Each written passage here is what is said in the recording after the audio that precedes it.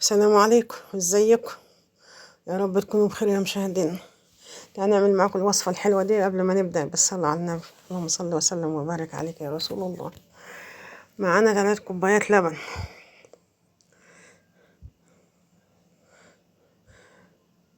و3 معالق كاستر، و3 معالق سكر، بودرة كاستر أو نشا اللي يريحك اعمليه.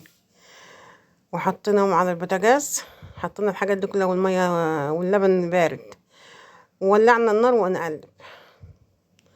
3 كوبايات لبن، 3 معالق كاستر بودرة كاستر، 3 معالق سكر. نقلب فيهم لحد ما يقلب الخليط كله مع بعضيه ويتقل. اهو بصوا كده يعني، انا لسه مولعه كده يعني، خلاص كده حلو، بس لازم يبقبق. ادام بقبق خلاص عشان يستوي. وانا صباح ودي قناتي، واللي معايا يشترك لحد دلوقتي معايا يشترك. هوريهولكم. بص كده حلوه كده خلاص.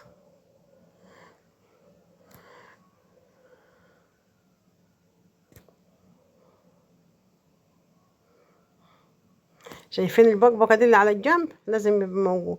ونص معلقة صغيرة فانيليا، أو بكو ظرف فانيليا بكو. أنا عندي سايبة فحطيت نص المعلقة صغيرة، فربع المعلقة الكبيرة دي. أنا كده طفيت، أول ما حطيت الفانيليا طفيت على النار عشان ريحة الفانيليا ما تروحش منها. وجبت صينية البركس الصغير، طبق أي حاجة كده يعني كبي فيها عشان يبرد بسرعة يعني.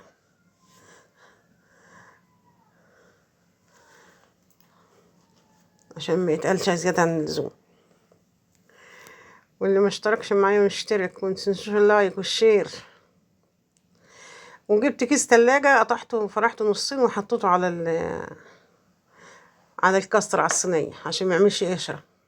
ومعانا لفة جلاش، فكها قدامكم.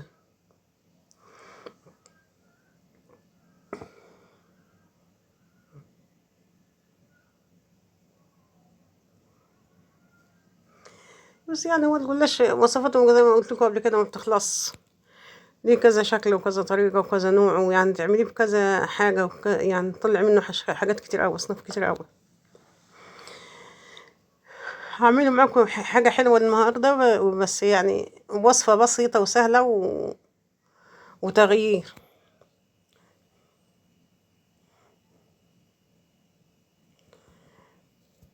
ما تنسوش اللايك والشير.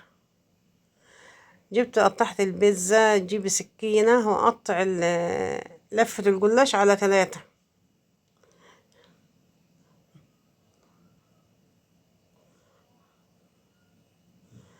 بالسكينة كده قطعت البيتزا زي ما انت عايزة. انا لقيت السكينة اسهل.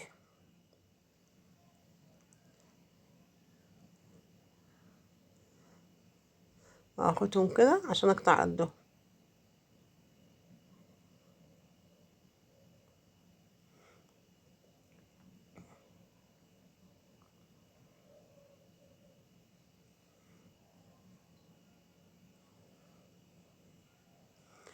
قطعتها 3 شرايح.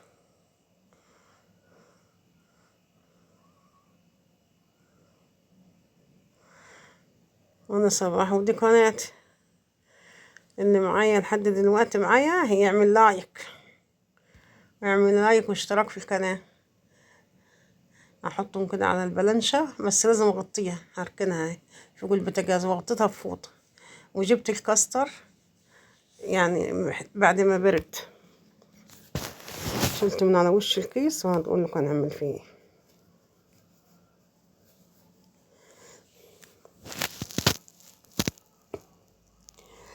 جبت نص كوباية زبيب، شوية زبيب كده حلوين، وقلبتهم مع، ممكن تعملي كده بالكاستر بس يعني يعني المكسرات هتديله طعم وهتديله قيمة غذائية أكتر. شوية زبيب، وهجيب معاكم برضو شوية سوداني كمان مقروشينه، حوالي معلقتين برضك.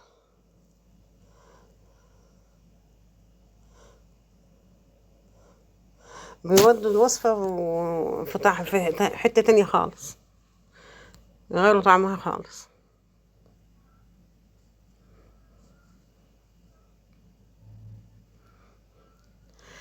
وجبت 3 رقات جلاش بالطول و3 بالعرض، 3 بس، ما تزودوش عن 3 عشان متبقاش تقيلة. ومعلقتين بالكسر اللي عليه الزبيب وعليه السوداني. وهنعملها كده طبقات، نلفها كده ودي كده كده، يعني كل يعني عكس بعضيهم كده.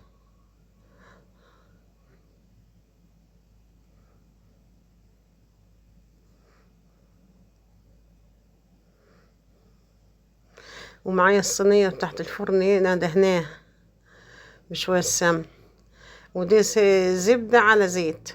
زبدة فكيتها مسيحاها وحطيت عليها شوية زيت، بس زيت يكون حلو نباتي، مش زيت القلية بتاع التومين، لا، زيت نضيف.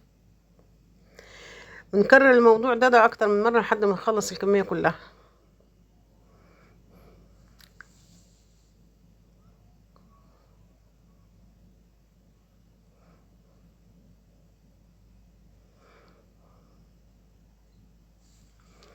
اهو يعني كل حاجة قدامك اهو. ما انا مش دهنه الورق، بس هحط له سمنة بقى من على الطبقة الأخيرة دي كده، فرشة كده، مفيش كتير يعني. نعملها مربع شكل الظرف كده. اعمل معاكم واحدة كمان.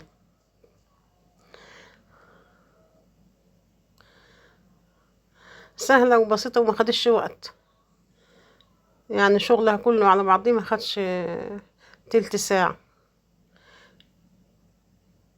بالكاستر بكله والتقطيع وكله. وفي الفرن ما خدش حتى ربع ساعة برضه، يعني الموضوع كله مش مطول يعني.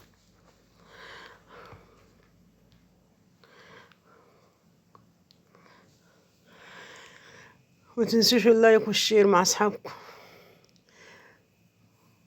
وتفاعلوا معانا يا اهل الخير.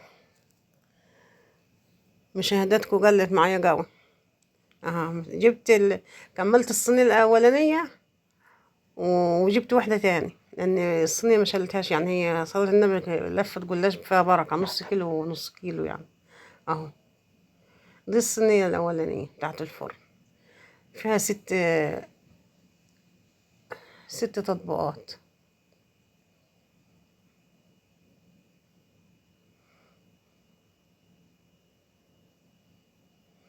دهنتها وشها بس يعني دهنة غزيرة شوية، ودخلناها الفرن. وبعد ما طلعت من الفرن وهي سخنة، دي كوباية لبن، كوباية لبن بدرجة حرارة المطبخ، يعني ما فيهاش، مش سخنة ولا من التلاجة.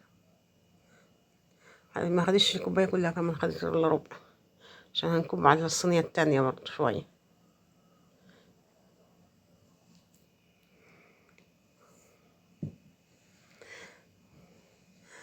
حتى اكب على الصينية التانية شوية اهو. ودي شربات، تحط عسل حطي، بس شربات بتكبها بعد اللبن على طول عشان تبقى سخنة لسه، هو يبقى سخن الجلاش.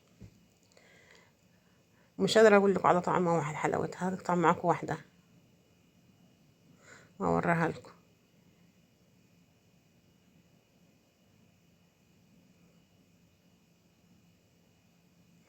اها الكاستر يعني مش الطبقة مش سميكة قوي، يعني انا مخففاها، عايزة تسميك عن كده سميك، بس هي مش طرية فيها ولا سايلة ولا حاجة أبدا، جامدة وحلوة وجميلة. اهي باينة اهي معاكم في بتاع في الطبق لما حطيناها اهي، طبقة الجلاش وطبقة